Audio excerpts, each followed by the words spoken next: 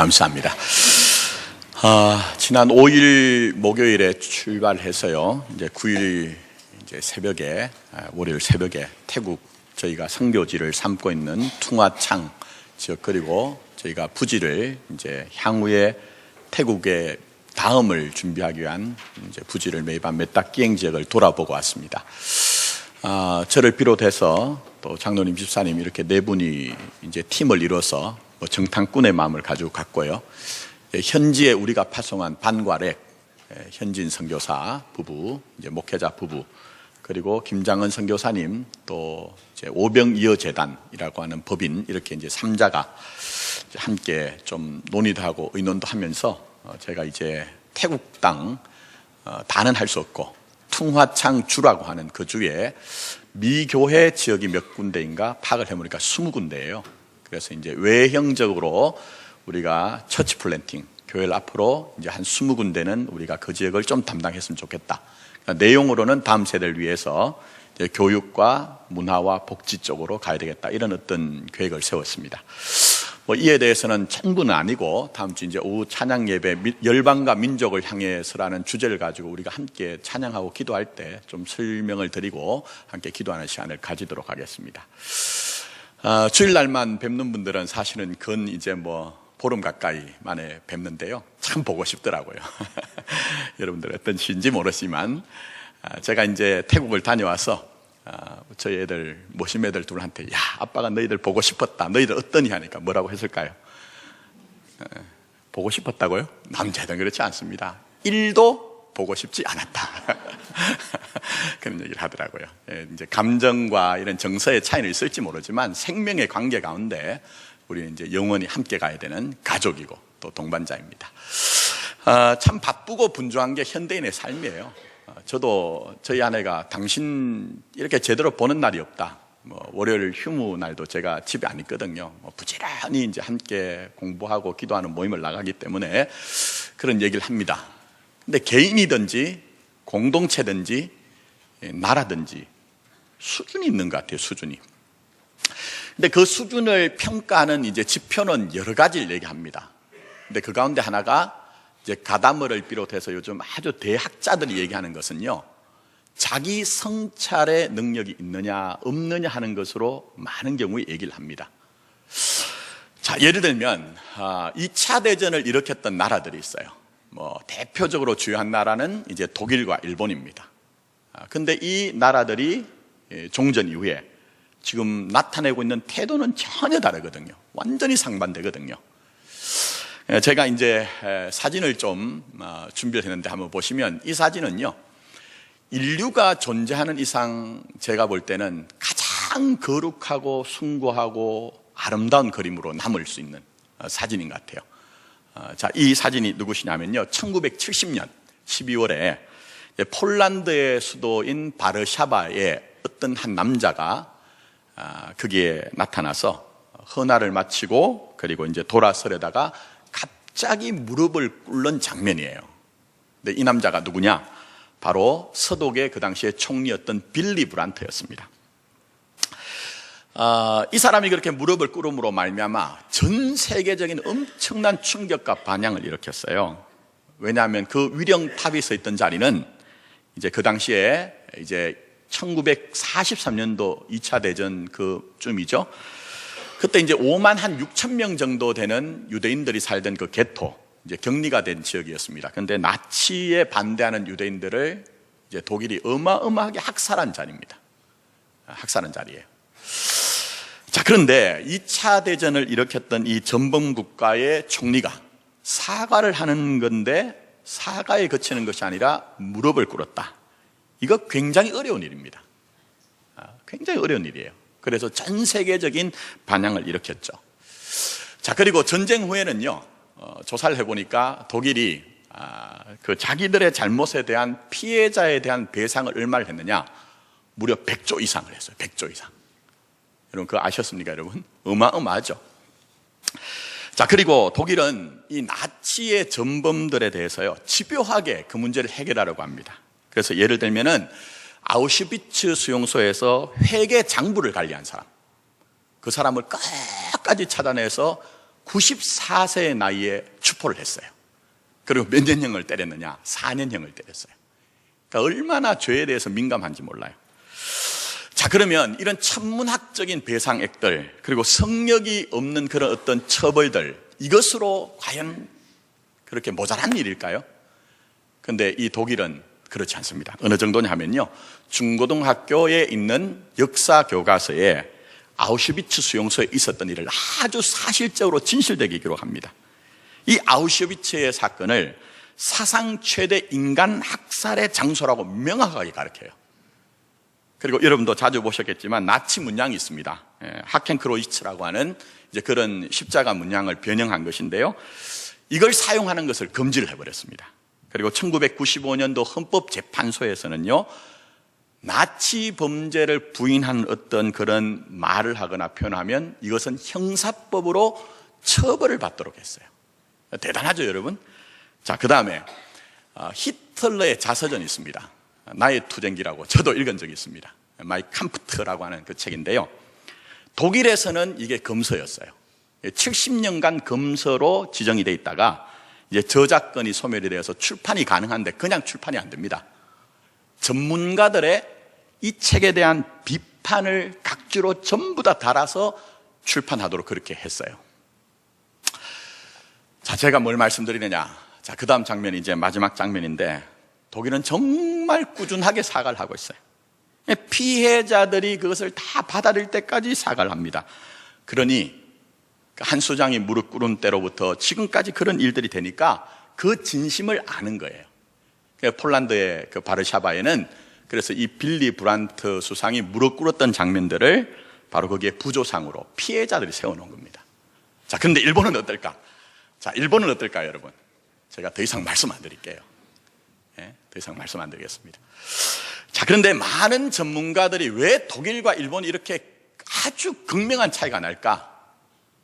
가치관의 차이라고 합니다. 문화의 차이라고 합니다. 여러분, 독일은 아시다시피 기독교 국가예요. 기독교의 복음의 진리는 자기 성찰이 있습니다. 반성이 있습니다. 우리가 성경적인 용어로 하면 회개라는 것이 있어요. 그런데 일본은 동양 문화권인데요, 동양 문화는 여러분 수치의 문화입니다. 우리도 마찬가지지만 수치의 문화예요.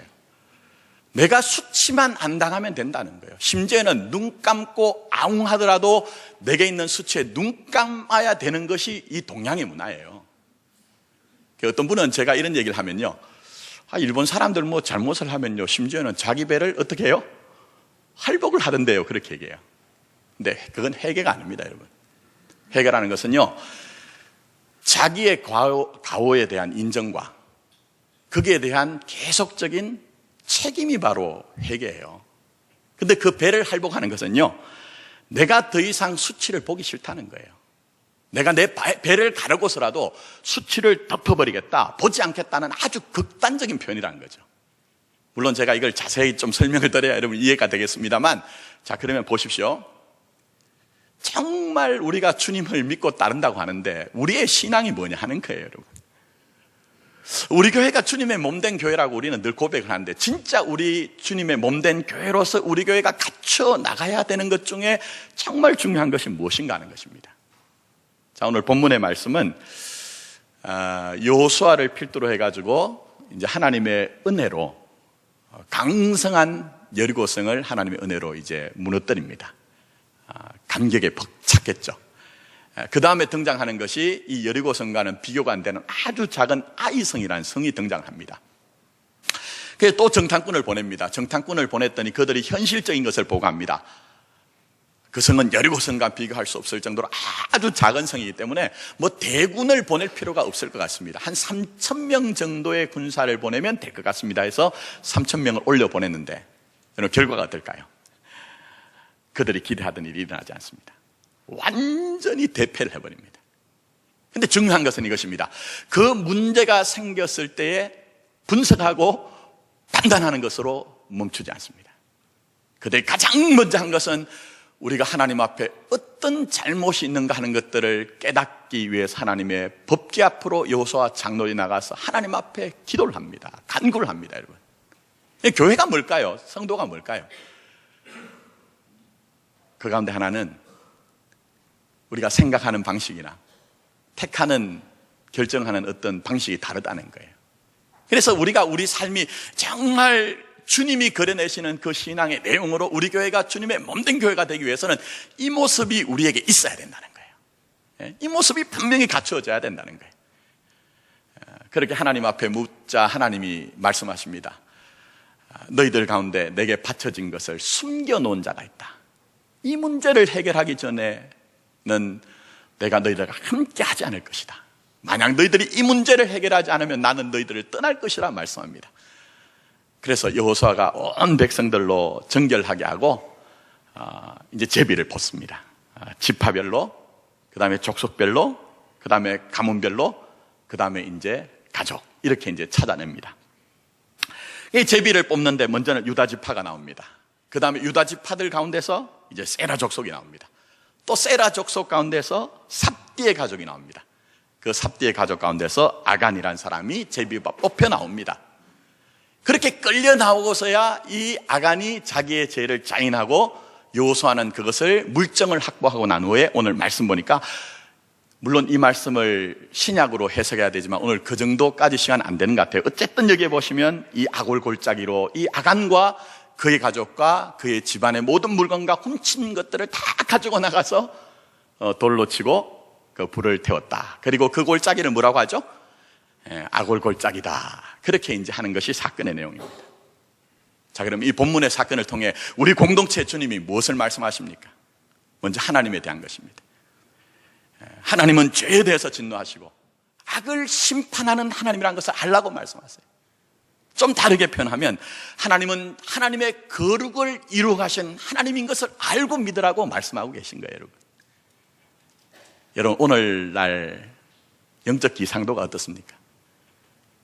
저같이 이렇게 하나님의 말씀을 그냥 액면가 그대로 내어놓을 때 여러분이 정말 그것이 내 마음속에 말씀이 기다려지고 그것조차도 내게 주신 은혜입니다라고 고백이 되어지십니까?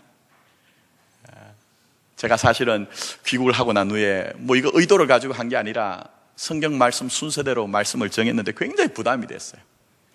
왜냐하면 오늘 이 시대는 포스트 모던의 시대라고 합니다. 진리가 없어진 시대예요. 모든 것들이 다 일리만 있으면 타당하다고 하는 시대이니 이런 죄에 대해서 악에 대해서 외치는 것은요, 어떤 면에서는요 시대에 덜 떨어진, 시대에 좀 덜 떨어진 그런 사람이 하는 행위처럼 보여지는 그런 시대거든요. 근데 여러분 우리 주님이 뭐라고 말씀하셨습니까? 우리에게 구원을 잃어버리거나 구원을 소실하는 것은 아니지만 두렵고 떨림으로 너희의 구원을 어떻게 하라고요? 이루라고 말씀하셨잖아요. 그런데 오늘 이 시대는요 하나님을 두려워하지 않는 시대가 되었어요. 하나님을 두려워하지 않는 그런 시대가 되었습니다. 그래서 어떤 일이 있습니까? 사실은 죄에 대한 민감성이 교회가 더 떨어집니다. 세상보다 더 떨어져요, 여러분. 그래서 요즘 일어나고 있는 온갖 추문들 가운데 목회자들, 교회들에 대한 얘기가 세상이 가지고 있는 죄에 대한 민감성보다 교회가 더 떨어지잖아요. 그래서 세상 사람들이 우리를 향해 뭐라고 얘기하죠? 너희들이 맛을 잃은 뭐라고 하죠? 소금과 같이 되었다고 얘기를 하잖아요. 근데 왜 그런가? 조금 전문적인 얘기를 하면요, 우리의 신인식에 문제가 있습니다. 우리가 하나님에 대해서 생각하는 것이 문제가 있다는 거예요. 우리는 많은 경우에 하나님에 대해서 용서의 하나님, 사랑의 하나님, 끝까지 품어주신 하나님은 너무 기뻐하고 즐거워하고 행복해하고 그 하나님을 묵상합니다. 물론 맞습니다, 여러분. 근데 여러분, 하나님은 또 다른 성품의 한 면을 가지고 계세요. 그 성품이 무엇이죠? 거룩입니다. 하나님은 거룩에 대해서도 여러분에게 양보를 하지 않는 하나님이세요. 근데 오늘 이 시대에 거룩에 대한 하나님을 말씀을 전하면 은혜가 없다고 하는 그런 시대가 되었어요. 그러나 이런 부분에 하나님은 추호도 양보가 없으신 하나님이에요. 우리 하나님이 아브라함의 하나님은 이삭의 하나님이요, 이삭의 하나님은 누구의 하나님이죠? 이 야곱의 하나님이잖아요. 어제나 오늘이나 내일이나 동일하신 하나님이에요. 여러분에 대해서 사랑에 끝까지 신실하신 하나님인 것처럼 그 아들 못 얻겨내서 유일하신 아들을 십자가에 죽여내신 그 사랑에 합당한 거룩한 삶이 되도록 하기 위해서 지금도 일하시는 것이 우리 아버지 하나님이란 거예요, 여러분. 우리가 이런 부분을 놓치고서는 통전적인 믿음, 온전한 믿음을 가질 수가 없어요. 우리가 그런 믿음을 가질 수가 없다는 것입니다. 그래서 아버지 하나님이 그렇게 일하시는 것처럼 우리 주님도 똑같이 일을 하십니다, 여러분. 그래서 주님이 말씀하신 것이 무엇입니까? 아버지께서 일하시니 나도 뭘 한다고 하시죠? 일한다고 말씀하시잖아요. 그런데 주님이 일하신 게 뭡니까? 요한복음 15장에 보시면 포도나무와 가지의 비유 가운데서 제일 주요하게 주님이 일하시는 것은 열매를 맺지 못하는 가지를 어떻게 하신다고요? 제하신다, 잘라내신다, 끊어내신다는 거예요, 여러분. 근데 그게 보시면 우리 주님께서는 이런 말씀하십니다. 너희는 이미 내가 일러준 말로 어떻게 되었다고 얘기하죠? 깨끗게 되었느니라고 말씀합니다. 그러니까 주님으로 말미암아 우리가 거룩하게 됐는데 그 거룩을 잃어버리지 않도록 거룩을 목적으로 주님이 여러분의 인생에 개입하셔서 일을 하신다는 거예요, 여러분. 조금 복잡지만 잘 한번 정리하고 한번 들어보세요. 근데 주님이 어떻게 일을 하시느냐? 요한복음 15장 말씀이 끝나고 그 뒷장에 가시면요 16장이 등장합니다. 거기에 보시면 주님께서는 내가 너희들을 이제 앞으로는 현실적으로 육신적으로는 보지 못하기 때문에 또 다른 보혜사인 누구죠? 성령님을 보내주실 것이다, 그렇게 얘기를 해요. 그러면서 주님이 성령님을 통해서 여러분에게 일하시는 것을 말씀하고 계십니다. 제가 지난 수요일 저녁에 깊이 말씀드렸기 때문에 간단하게 말씀드리면요, 주님이 성령님을 통해 성도에게 하시는 일은 죄에 대하여, 의에 대하여, 세상에 대하여 책망하심으로 일을 하시겠다는 거예요, 여러분. 하나님이 여러분에게 죄에 대하여, 의에 대하여, 세상에 대하여 책망하심으로 일을 하신다니까요, 여러분. 그러니까 종교심을 가지고 우리가 주님을 이해하면은 편안해야 되잖아요. 근데 주님은요, 택한 백성들에게 그렇게 일을 하시지 않겠다는 거예요. 오히려 간섭하시고 좀 나를 놓아두시면 좋겠는데 책망하시면서 죄에 대하여, 의에 대하여, 내가 붙들고 있던 세상에 대하여 좀 아프고 힘들더라도 그것을 끊어내면서까지 진짜 열매를 여러분의 인생에 남겨놓겠다는 거예요. 이런 그 진짜 열매가 무엇입니까? 요한복음 15장에 보면 사랑이래요, 여러분. 근데 그 사랑은 여러분이 이해하고 있는 그 사랑과 다릅니다, 여러분.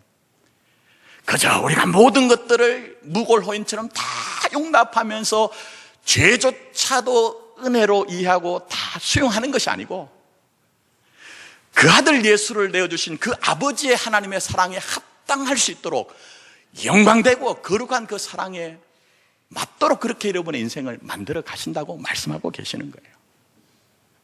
그래서 때로는 여러분들이 오늘 이 예배를 드리면서 조금 다 쉽게 받아들일 수 있는 것은 아니지만 주님이 우리에게 말씀하신 것이 무엇입니까? 그냥 두지 않겠다는 거예요. 정말 하나님의 그 사랑의 수준, 영광된 하나님의 사랑의 수준에 이르도록 하기 위해서 내가 너와 함께 가면서 네가 하지 못한다 할지라도 내가 말씀을 통해서, 네가 기도할 때 깨달음을 가지게 하여서라도, 또 때로는 인생에 생기는 사건들을 통해서라도 내 사랑에 합당한 삶을 만들어 내시겠다고 말씀하고 계시는 것입니다, 여러분. 저는 오늘 이 예배를 드리시는 저와 여러분들이 은혜에 합당한 믿음이 무엇인가를 잘 한번 숙고하시고, 우리 하나님이 우리에게 잘라내고서라도 거룩한 하나님의 사랑에 합당한 인생을 만드신다는 것을 알고 이것을 믿음으로 받아들임으로 말미암아 이 아골골짜기가 소망의 문으로, 호세아서 2장 15절의 말씀처럼 그 희망의 문으로 바뀌어지는 여러분의 삶이 되기를 예수님의 이름으로 축복합니다. 자, 더 나가서 하나님이 우리에게 말씀하신 것이 있습니다. 하나님은 우리에게 너희가 너희 인생이 나의 것이다, 나의 소유라는 것을 인식하라, 너희 인생의 모든 것이 내 것이라는 것을 믿으라고 우리에게 말씀하고 계세요, 여러분. 자, 오늘 말씀을 보시면요, 여러분들이 그냥 보시면 아간이 도적질해서 죽었구나 이런 생각을 하실 수가 있습니다.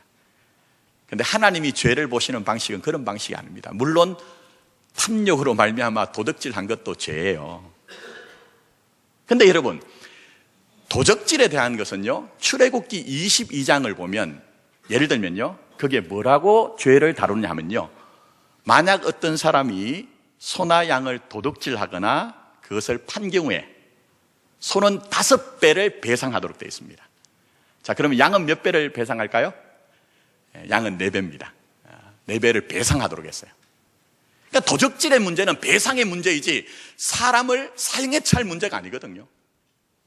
근데 지금 도적질을 했다고 해서 하나님이 아주 가혹하게 이 아간의 문제를 다루고 있단 말입니다. 그럼 뭔가 다른 것이 있다는 거예요. 뭔가 다른 게 있다는 거예요. 왜 그럴까요, 여러분? 그것은 하나님이 이스라엘을 보는 관점의 문제입니다. 하나님이 교회와 여러분을 보는 관점이 중요하다는 거예요. 과연 그게 뭘까요, 여러분? 자, 시간 관계상 여러분은 길다고 생각하고 저는 늘 짧다고 생각하는 목사이지만 그래서 일일이 읽지는 않겠습니다. 자, 7장 11절부터 15절까지 눈으로 한번 훑어보세요. 성경을 한번 훑어보십시오. 한번 썩 하고 보시면은 여러분의 눈에, 시각에 어떤 단어가 눈에 들어오세요? 어떤 게 들어오세요? 반응이 없지만 제가 답을 드릴게요. 여기 가장 중요한 단어는요, 받쳐졌다는 단어예요. 받쳐졌다. 헬렘이라는 단어입니다. 그러니까 무슨 얘기냐면요, 지금 이스라엘이라는 존재를 너희는 너희의 것이 아니라 누구의 것이라고요? 하나님의 것이라는 거예요. 너희는 내 것이 되고 너희는 내 소유가 되고 너희는 내 산업이 되고 내 분깃이라는 거예요. 너희 인생은 숨겨질 수가 없다는 거예요, 여러분. 그래서 오늘 여기에 보시면은 받쳐졌다는 단어와 대조가 되는 것이 숨겨졌다는 단어예요, 여러분. 그러니까 하나님의 것으로 하나님의 소유로 살아가야 되는 이스라엘이 지금 그것을 망가하고 그것이 희미해졌다는 거예요. 그래서 하나님이 이것에 대해서 아주 심각하고 중대하게 지금 이 문제를 다루고 계시는 거예요. 여러분, 이 믿음이 얼마나 소중한지요? 성경을 한번 잘 보세요, 여러분. 이 믿음 하나 있으면 좀 부족해도 좀 모자라도 하나님이 기뻐하세요. 예? 이 믿음이 있으면 하나님이 정말 기뻐하신다니까요, 여러분. 그래서 여러분들 잘 아시는 다윗 같은 경우에 어떤 믿음을 가지고 있습니까? 그는 하나님 앞에서 하나님, 내가 기름 부음 받아서 왕으로 이렇게 내가 이 자리에 앉아 있지만 진짜 왕은 누구시라고요? 하나님이란 믿음을 가지고 있잖아요. 하나님, 내가 당신의 것이기 때문에 당신이 나에게 말씀하시는 대로 이 나라도 당신의 것이기 때문에 당신의 뜻대로 통치하길 원합니다, 다스리길 원합니다 하는 그 믿음을 가지고 있을 때 주님이 정말 기뻐하세요. 다윗 완전한 사람 아니거든요. 얼마나 결정적인 잘못을 범했습니까? 근데 하나님이 뭐라고 하십니까? 다윗을 내 마음에 어떤 자라고 얘기하죠? 합한 자라고 얘기하잖아요. 합한 자. 예? 저는 우리 교회가 정말 하나님의 것, 하나님의 소유란 이 믿음이 회복되어서 우리 교회가 주님의 마음에 합한 교회가 되었으면 좋겠어요.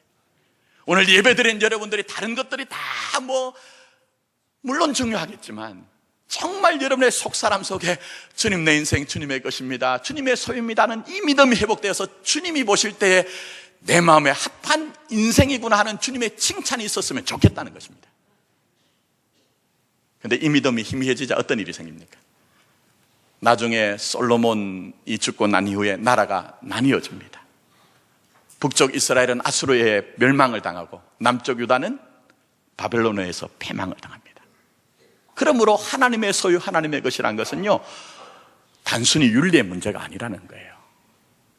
성도인 여러분의 삶 가운데 가장 핵심적이고 중심적이고 삶의 고갱이같이 흩어져서도 안 되는 것이고 잃어버려서도 안 되는 것이고 망각해서도 안 되는 것이고 가장 중요한 것이라는 거예요.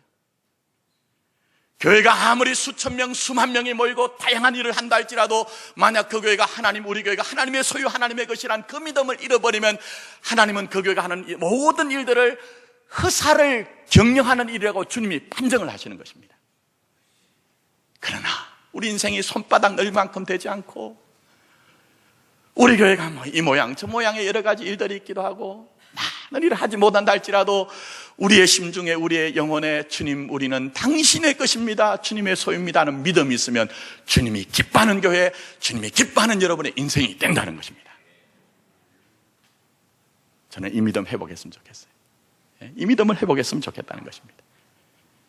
어떤 분들은 그런 얘기합니다. 구약의 얘기 아닙니까? 아닙니다, 여러분. 구약은 신약의 예표 그림자입니다. 신약에는 더 강합니다. 하나님이, 주님이 여러분의 인생을 너는 내 것이란 것을 더 강력하게 말씀하십니다. 왜 그렇죠?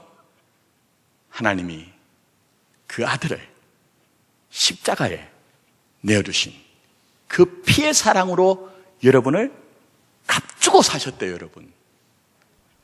아들을 값주고 사셨대요. 그래서 여러분의 인생을 그 사랑에서 포기하지 않고 중단하지 않고 뺏기지 않겠다고 주님이 지금 말씀하고 계시는 거예요. 이 사랑을 알고 있는 사도 바울은 로마서 12장 1절에 저 유명한 말씀을 하고 계십니다.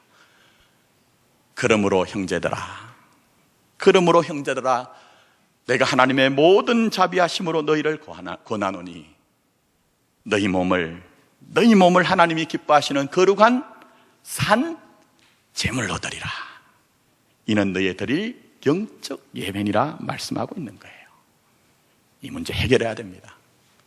우리 교회가 해결하고 오늘 예배드린 여러분이 이것을 해결해야 됩니다.